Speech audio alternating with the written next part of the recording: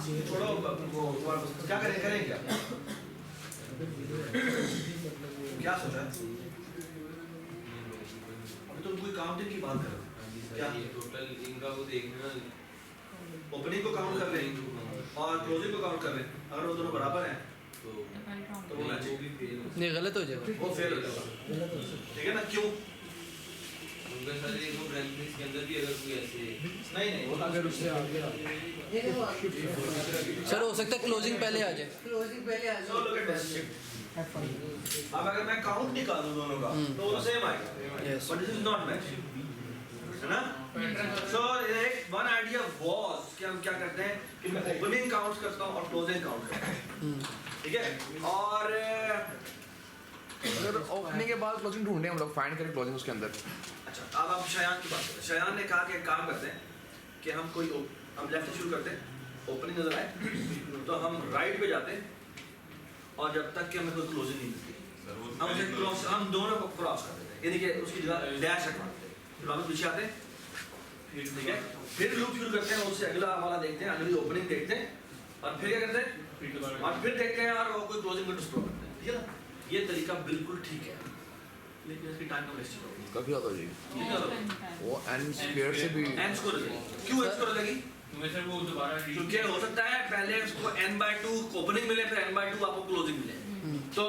हर एक के लिए उसको n/2 ट्रैवर्स करना पड़ता है व्हिच मींस दो नेचुरल लूप लगेंगे व्हिच मींस n स्क्वायर होगा दो नेचुरल लूप का मतलब हकीकत नहीं है कि ये n स्क्वायर होता है लेकिन ये कि क्योंकि अरिथमेटिकली इंक्रीज हो रहा है तो वो n स्क्वायर हो जाएगा ये सबको समझ में आ गई बात ठीक है आप सुने बड़ी इंपॉर्टेंट बात अगली है ये काम करने के लिए जो भी हमें शयान ने बताया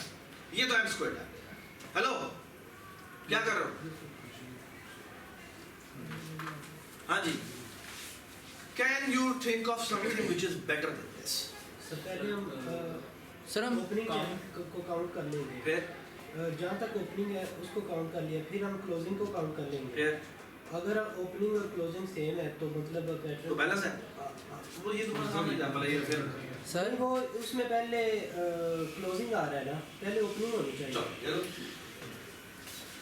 पैटर्न इस हम चेक कर लेंगे पहले ओपनिंग को सर लेकिन आप देखें पहले ओपनिंग 1 है पहले ओपनिंग आना है और क्लोजिंग कितनी है 3 तो ये बैलेंस नहीं है ओपनिंग और क्लोजिंग सेम होनी चाहिए you are almost correct Sir. सही तरह बता नहीं पा रहे हाँ सर हम राइट से शुरू करते नहीं हैं नहीं बोलो हाँ जी कोई और हाँ बताओ सर हम जब हमें जो वो ओपनिंग मिले वो हम काउंट करें और जितनी मिले जैसे ही वो ख़त्म हो मतलब कि हमें क्लोजिंग मिलना शुरू हो तो हम वो काउंट उसका ख़त्म कर दें और उसका काउंट करना शुरू कर दें अगर इसका उसके इक्वल आ जाता है वो हो जाए और फिर आगे भी अगर देखता रहे कि आगे कोई सही क्लोजिंग आती है तो वो उसकी ओपनिंग देख हर एक का अलग हर रेंज का अलग अलग काउंट नहीं सर कि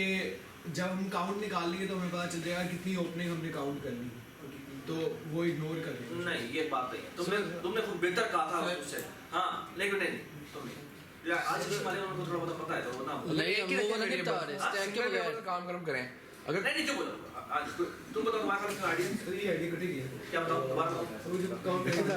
लिसन प्लीज लिसन हाँ क्या पहले मिली है ओपनिंग वाली ओपनिंग मिली तो उसने काउंट किया ओपनिंग का ठीक है ठीक है उसके बाद जैसे क्लोजिंग मिल रही है वो उसको डिक्रीमेंट करना शुरू करते हैं तो डिक्रीमेंट कर चुका ओके ओके तो लोग अगर वो वापस इसने आइडिया दिया वो थोड़ा डिफरेंट वो कहता है ओपनिंग आती है इंक्रीमेंट कर देगा हाँ क्लोजिंग आती है डिक्रीमेंट कर देगा अगर जीरो वापस उसी वैल्यू पहुंच गई जहाँ से उसने स्टार्ट किया था यानी कि जीरो स्टार्ट किया हाँ वापस डिक्रीमेंट हो गई जीरो आ गई तो वो इक्वल है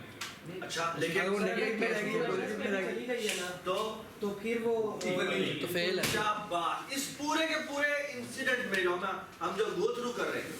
अगर कभी भी वो नेगेटिव हो जाए इसका मतलब है क्लोजिंग पहले आ गई किसी ओपनिंग में या पॉजिटिव हो जाए तब भी ये सब कुछ समझ आ गई बात व्हिच मींस कि ये मिसमैच है समझ आई बात तो एक्चुअली आइडिया ये है जो मैंने जो इसने आइडिया दिया इससे इसी को एक और करने का तरीका ये आप ओपनिंग काउंट करते जाएं क्लोजिंग काउंट करते जाएं इस पूरे प्रोसेस में जो आप आगे जा रहे हैं साथ साथ दोनों को माइनस करके देखें ओपनिंग काउंट माइनस में क्लोजिंग काउंट अगर कभी भी ये नेगेटिव हो जाए इसका मतलब है कि ये मिसमैच है does it make sense does it make sense so that's how you have to do it sir अगर हम ये केस में इस केस में करते हैं लास्ट ब्लैक ब्रैकेट आप रिमूव करना है तो कर दो तो क्या हो स्टार्टर में मूव करना है तो उसका फिर काउंट करें सिंगल वेरिएबल से ठीक है तो एक और बात भी है बोलेगा जब ये लूप खत्म हो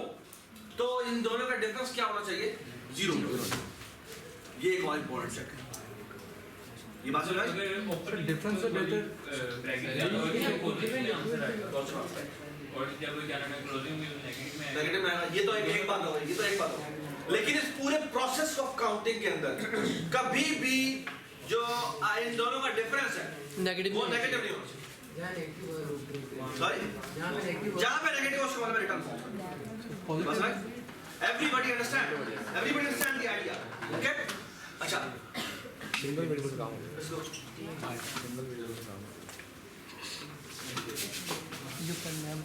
वही तो मैंने तो बता अच्छा आप सुनिए बात सुनिए लिसन प्लीज ये एक आइडिया जो अभी भी आप लोग इंप्लीमेंट करें ठीक है अच्छा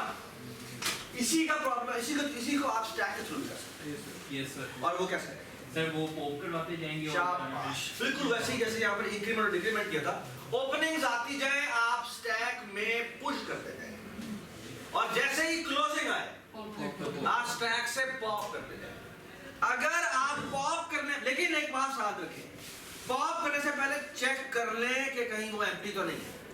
क्योंकि अगर वो एम्प्टी है तो उधर ही इसका मतलब क्या है इसका मतलब है कि भाई क्लोजिंग पहले आ गई है it should immediately return false that is equivalent to कि जब वो नेगेटिव हो रहा है ये बात समझ आई एवरीबॉडी अंडरस्टैंड हां हो ही नहीं सकता सॉरी स्टैक में तो नेगेटिव हो ही नहीं सकता हां तो यहाँ मतलब यहाँ पहले चेक कर लो एम्प्टी तो नहीं होगी तो अगर क्लोजिंग आ गई और स्टैक एम्प्टी है इसका मतलब क्या है इसका मतलब है कि आपकी क्लोजिंग पहले आ गई ये सब कुछ समझ में आ गई बात ठीक है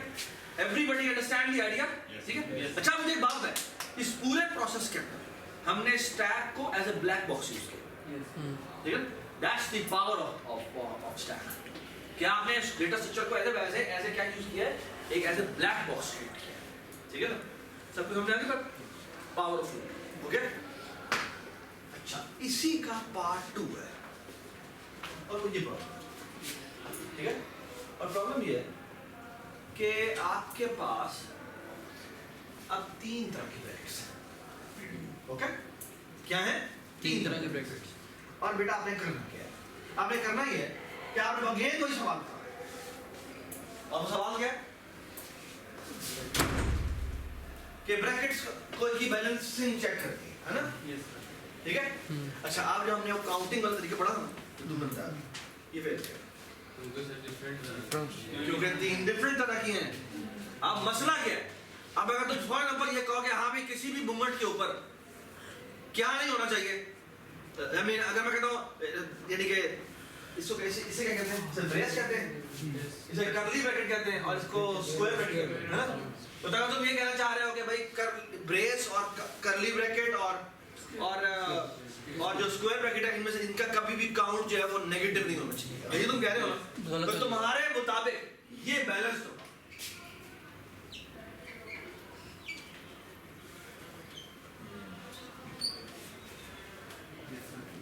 है ना क्यों क्योंकि नीचे को होती है लेकिन क्या ये बैलेंस है नहीं है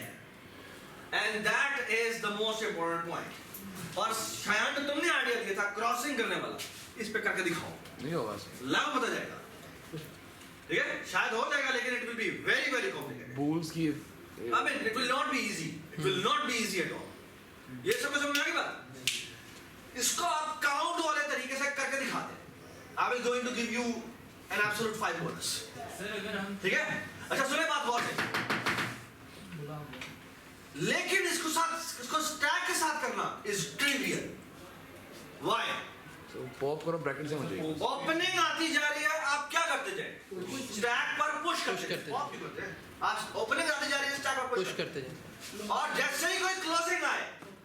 उसको पॉप नहीं करें पहले टॉप वहां पे क्या होगा अगर वो टॉप जो उसका है वो उसी की ओपनिंग है तो पॉप तो करेंगे फिर आप पॉप करेंगे और अगर वो मैच नहीं करता तो false. Immediately return false does it make sense Yes. does it make sense so simple and so elegant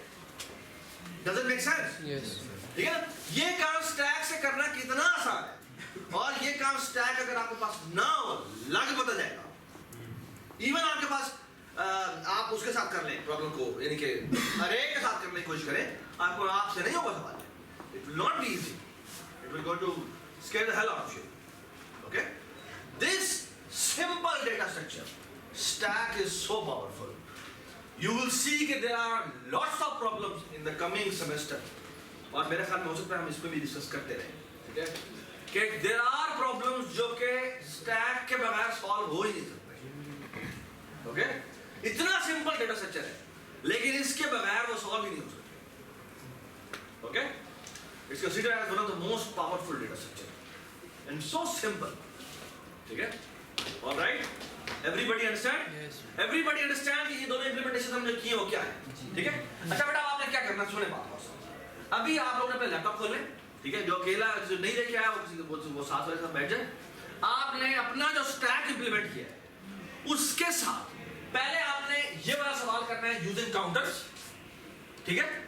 और फिर आपने यही वाला सवाल करना है यूजिंग स्टैक. ओके? और सिमिलरली ये मालूम कि आपने यूजिंग स्टैक करना है, ठीक है? अच्छा, अब एक और बात सुनो, उसमें आप अपने स्टैक की इंप्लीमेंटेशन यूज कर रहे हो, ठीक है? अब जो इसका पार्ट 3 है ना, उसमें आपने क्या करना है कि आपने ऊपर इंक्लूड की हुई थी यार stack.h, है ना?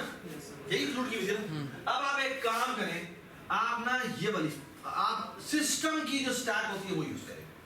जो STL लाइब्रेरी है, स्टैटिक टेम्पलेट लाइब्रेरी है, वो यूज करें.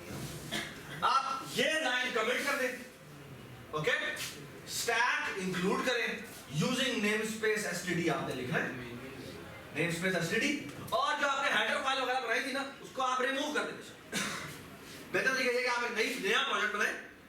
उसी को कॉपी पेस्ट करें, उसमें से जो हेडर फाइल्स बनी हुई थी और जो जीप आप हेडर फाइल stack.h आपने बनाई थी वो आप रिमूव कर दें, डिलीट कर दें, वो नई कॉपी में, ठीक है? अब आप क्या करें, आपकी जो source.cpp है सिर्फ ये लाइन ऐड करने से चलनी चाहिए, लेकिन वो नहीं चली. उसकी वजह ये है कि जो स्टैक STL में इंप्लीमेंटेड है उसकी नॉमेनक्लेचर थोड़ी सी फर्क है. वो फर्क अभी मैंने पिछली क्लास में देखा है, मुझे पता लगा है. एक तो बात ये कि हमने पॉप में ना p को कैपिटल लिखा था, है ना?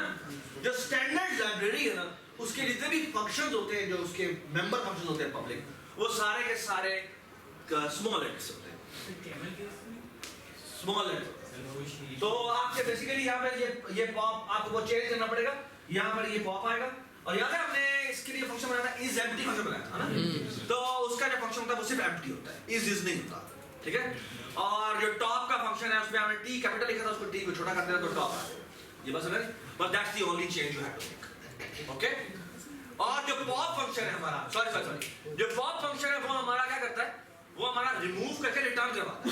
है ना? तो प्रिंट फंक्शन जो आपने लिखा होता है ना वो भी एरर देगा. क्यों एरर देगा? क्योंकि वो पॉप जो है, हमारा पॉप जो है वो आखिरी वैल्यू रिटर्न करवाता है.